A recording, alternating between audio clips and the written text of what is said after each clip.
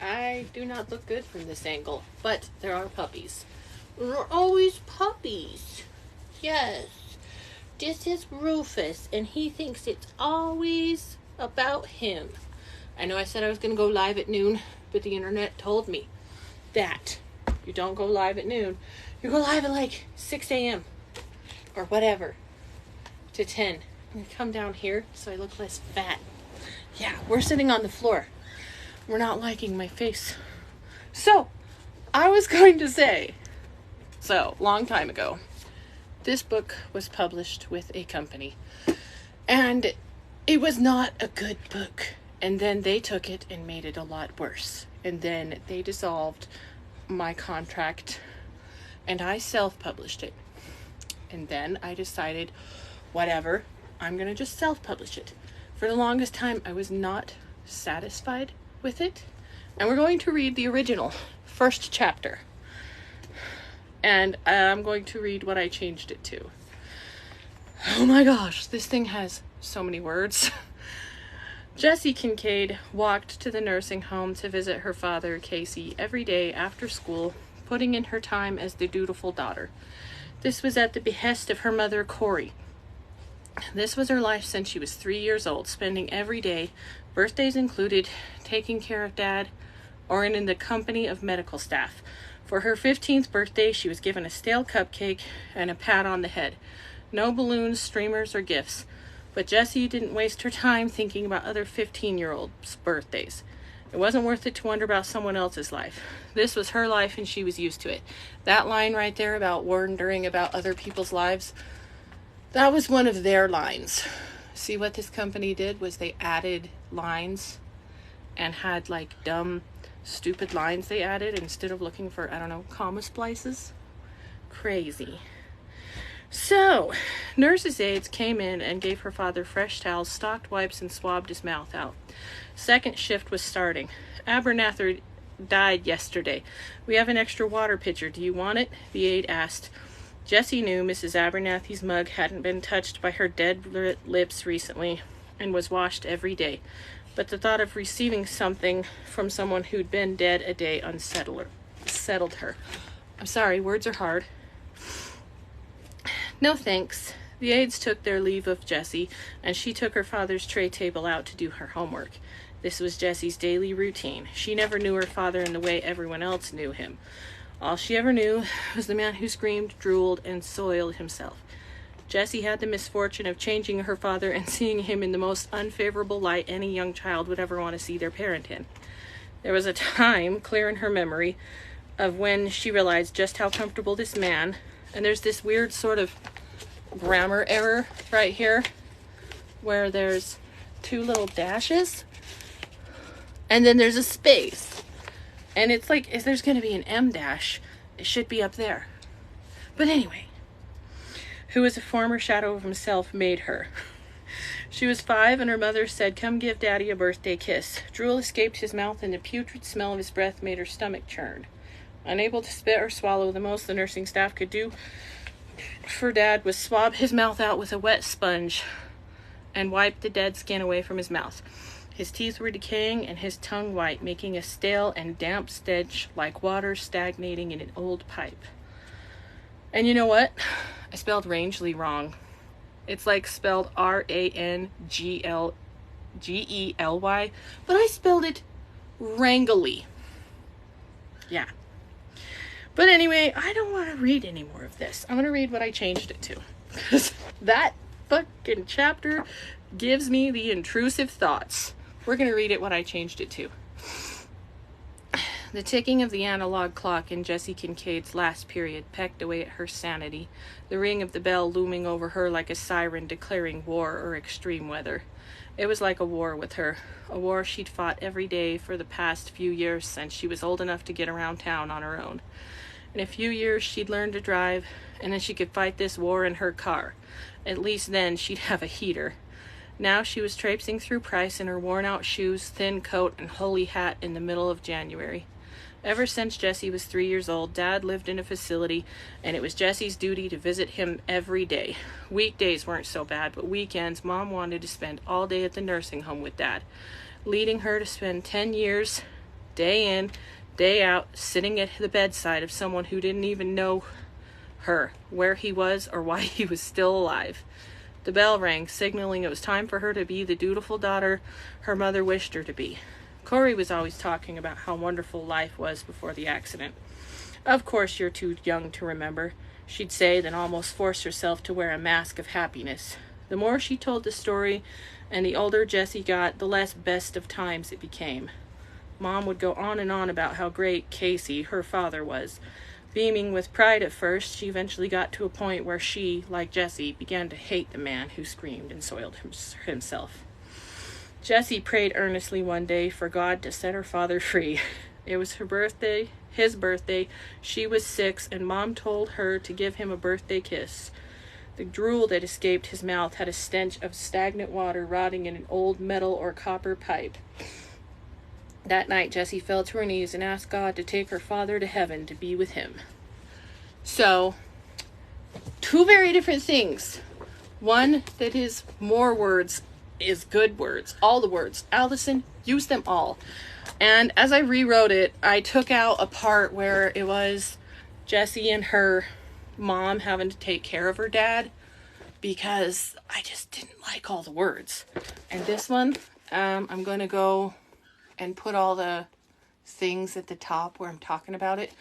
But in this original one, I had fridged a lot of characters. Brooklyn, who we meet later, he had a girlfriend who he had a tattoo of.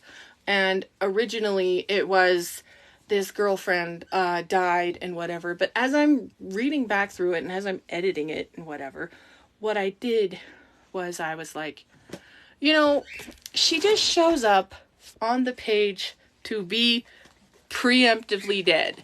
And it's not even like a long motivation thing. It's just she died, so he moved away from New York to Kansas. And he had another friend who was also had his same name because his real name's Roger. But yeah, ultimately, it's a lot better. Like, this one, back and forth with the publishing company. Jessie was 15 for, like, I swear, 2 years. So I wanted to write it in such a way that they would remember how old she was. So when her mom moves her to Kansas, and she ends up having a nice bike ride with this cute boy that she likes, Brooklyn pretends the reason why she's over at his house was because he had this collection of spoons for her. And I have a collection of spoons. I might show you my collection of spoons. But really it doesn't. So, he asks her, so it's your birthday, huh? It's like, yeah.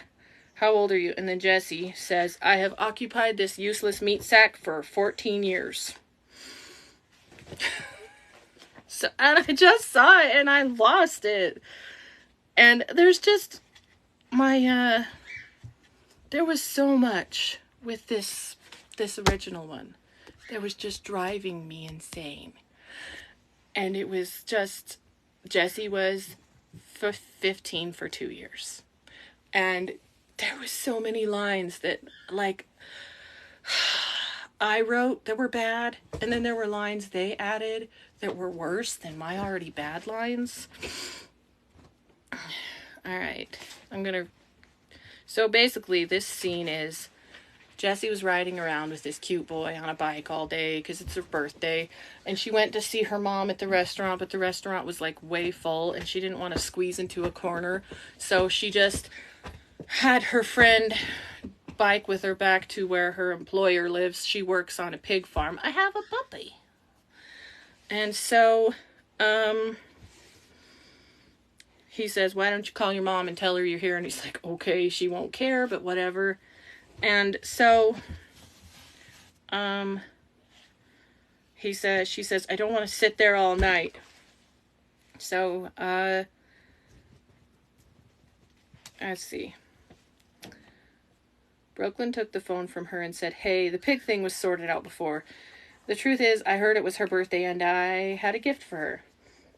She took his note and scrambled out your and put my because he wrote a note real quick saying, "Why are you lying to your mother?"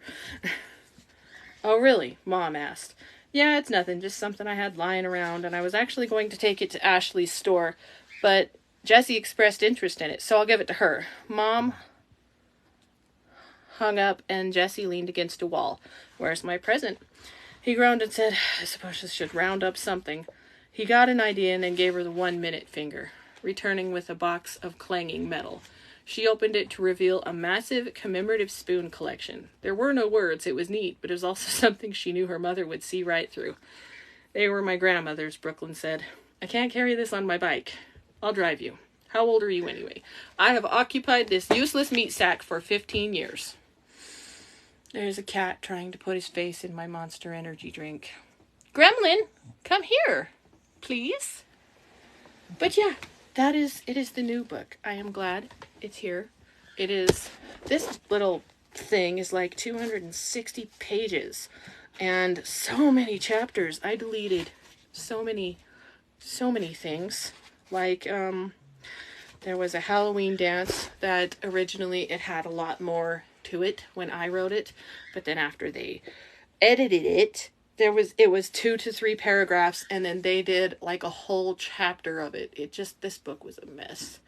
But one night, I'm laying there, and I've been meaning to edit it and do anything with it, and wouldn't you know it, I finally got the inspiration for that first chapter, and I have this other book series that I was like, I'm not going to tie it in. I'm not going to. And let me see if I can't find it. Okay, so they go out to Comic-Con to meet Hugh Jackman. And Comic-Con just happens to be in Salt Lake City.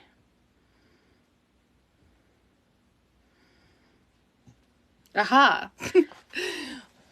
Graduation passed, and it was finally time for Jared and Jessie's road trip. They switched off driving, excited to go on their first big adventure, and excited to spend 4 days in a hotel together.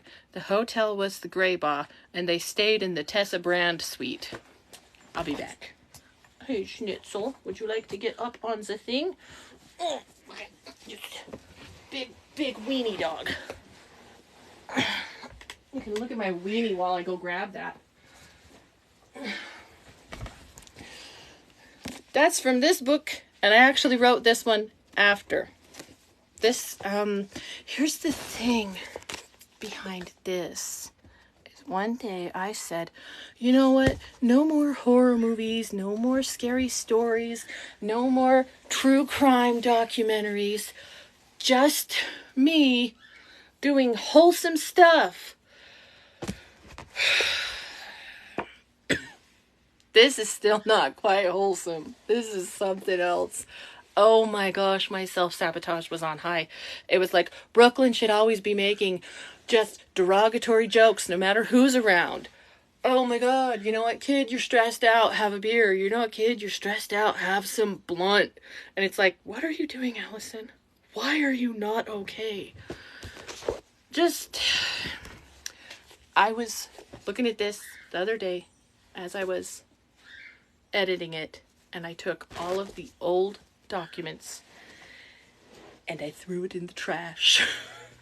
I was just, oh my gosh, I swear the fucking spirit of Shane Dawson. Is that appropriate? No. Write it anyway. The spirit of Shane Dawson was possessing me when I was writing this because I was trying so hard to be wholesome. And you can tell it's very try hard. This is an improvement. This is a massive improvement. I mean, but if you're into tentacles, fish monsters, and people, I don't know, getting just like their shit wrecked by gods, and you know, you don't mind a little time travel, and you can stomach a book written, takes place in Salt Lake City. There's this one. That one's nice.